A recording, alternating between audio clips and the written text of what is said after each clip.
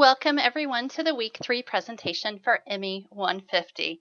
Let's dive right in. It looks like we only have one chapter to focus on this week, always a plus. And the topic of conversation is going to be law, the courts, and contracts, all very important things. So in your textbook, the recommended reading for this week is chapter 4. We're first going to look and kind of review some information that you may already have in your head, and that is the branches of government. And I'm going to talk first specifically about the federal government. There are 3 branches of the federal government, and that is going to be important for your quiz. The legislative branch, that is our Congress. So the Senate and the House of Representatives, this is where they write, debate, and they pass bills of law. The executive branch, that involves the president. This is where executive orders become law without the approval of Congress. So the President of the United States exercises limited legislative powers when issuing executive orders. And that's important to know for your quiz as well.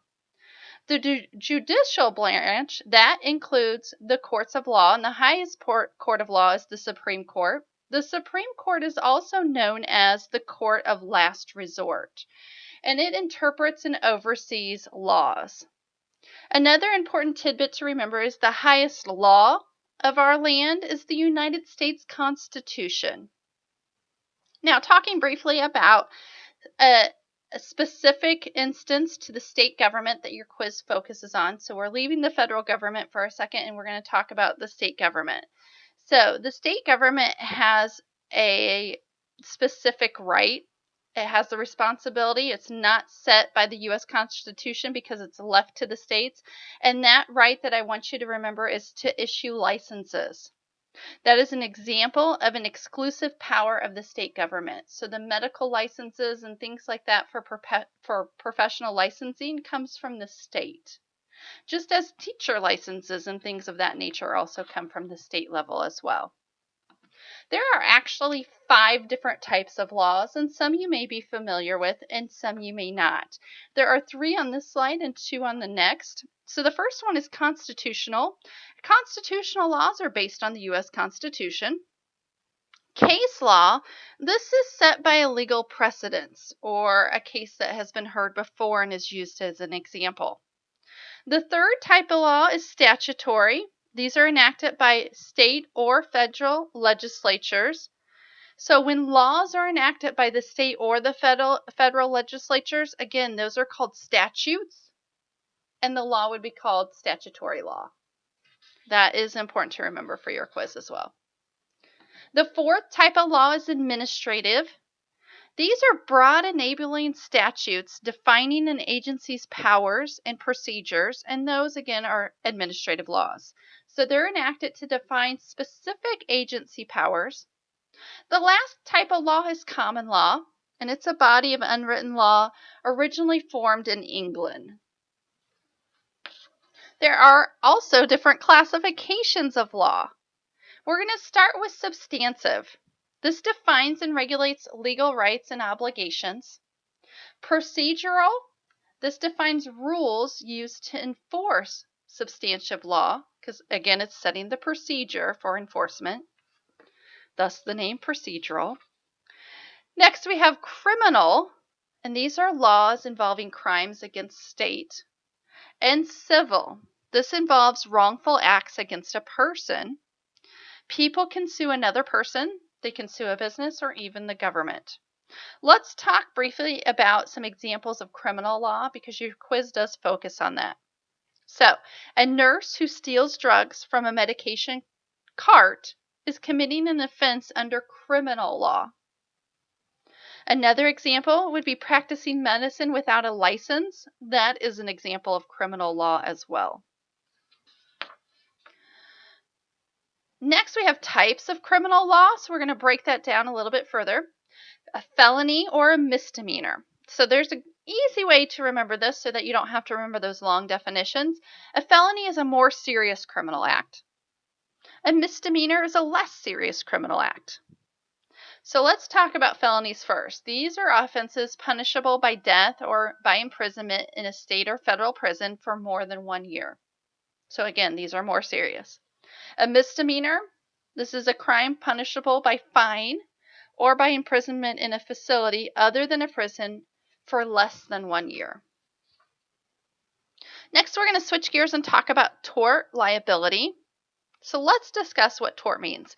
It's a civil wrong committed against a person or property, excluding breach of contract. So breach of contract is not considered a type of tort. It must involve injury, damage to property, or a deprivation of civil liberties. And it can be intentional or unintentional. The term to know on this slide is tortfeasor. Sounds like a big complicated term, but it's a person guilty of a tort, basically. Some intentional torts that you may already be familiar with, but there's a few on here that I definitely want you to kind of review for your quiz. It's the first three. So assault, battery, and trespass are the three I really want you to hone in on. Assault, an easy way to remember assault is it's an action that causes bodily harm to someone. Again, that's assault. Oh, I'm sorry. I've totally messed you up. Assault, I just gave you the definition for battery. So let's go over this again so you're not confused. So if you wrote that down, scratch it out. I apologize. Assault is an open threat of bodily harm. So you're threatening it. Battery is the definition I gave you before. It's the action that causes bodily harm. So again, assault is the threat of it. Battery is the action that causes bodily harm. Trespass. Trespass is wrongful injury to or interference of property of another. And that sounds confusing, I think, when you hear it that way. I want to give you an example. The relatives of a patient in a nursing home have been prevented from seeing their family member by one of the staff in the nursing home. The patient had filed a complaint about the staff member, so the staff member thought it appropriate to prevent visitors. That's an example of trespass. So I think oftentimes we get that trespass one a little bit confused. So that is one, if you're kind of struggling with, you might want to review a couple times before your quiz. Those first three will be on your quiz. An unintentional tort that I also want you to be aware of is negligence. This can be charged to a healthcare practitioner if they fail to exercise ordinary care and the patient is injured. So it's what would another person in that same role do? And if they failed to do it and the patient became injured, then they can be charged with negligence. It can also be charged to the institution. So the question at stake would be, what would or could a reasonably careful hospital do under similar circumstances? And if they did not perform that and the patient was injured, the facility could be charged with negligence as well. So that's an important one to remember for your quiz too. Next, we're going to kind of switch gears and talk about the court system. We won't get too in-depth with this, but it's important to know these terms. Jurisdiction, that's the power to hear a case. Federal courts, they have jurisdiction over federal law, such as antitrust, federal crimes, patents, and fraud cases in Medicare and Medicaid. State courts, each state is slightly different. So things do depend from state to state on what state you live in. Structure usually includes your local courts, your trial courts, your appellate, which is your appeal courts, and then the state Supreme Court, which would be the highest court of the state. So an example of something that would be tried in a state court would be they would have the jurisdiction in license revocation. So if someone was going to lose their nursing license or their physician's license or even their teaching license, that would be something that would be tried in the state court because, again, those licenses are issued by the state itself. Next, we're going to move forward and discuss contracts. A lot of times we think in medicine, well, what do I need to know contracts for? But basically, whenever a patient signs a consent form, that is indeed a contract between two people. So a contract is a voluntary agreement between two parties in which specific promises are made for consideration. And there are 4 elements that must be present for a contract, and this is helpful for this week's discussion, I believe. The 4 elements are agreement, consideration, legal subject matter, and contractual capacity. So, when entering a contract, certain conditions must pertain to the offer. One of those conditions that must be contained is it must be communicated. Another thing to remember is not everyone can sign a legal contract. That you have to be of age, or there's certain regulations you have to meet. You have to be considered mentally competent. And a thing to remember is if a mentally incompetent person enters into a contract, the agreement may be set aside or validated at a later date. Or in this case, the agreement is said to be voidable, which means it may or may not hold up because the person is not considered mentally competent. So important to remember that you have the right person sign the contract when dealing with medical issues. There are different types of contracts. These are important to know. Express versus implied.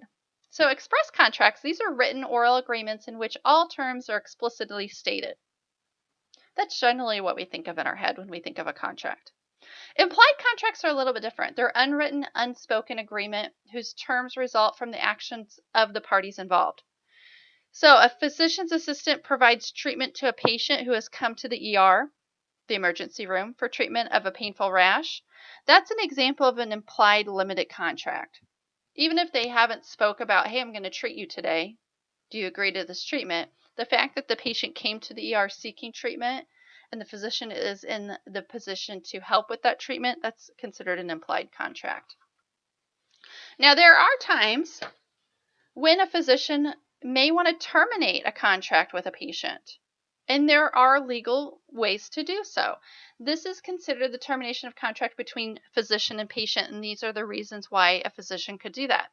If a patient fails to pay for services, even failure to keep appointments, failure to follow physician instructions, or the patient seeks services from another physician, then they can say they have concluded their care with that patient and terminated that contract or that liability to that patient.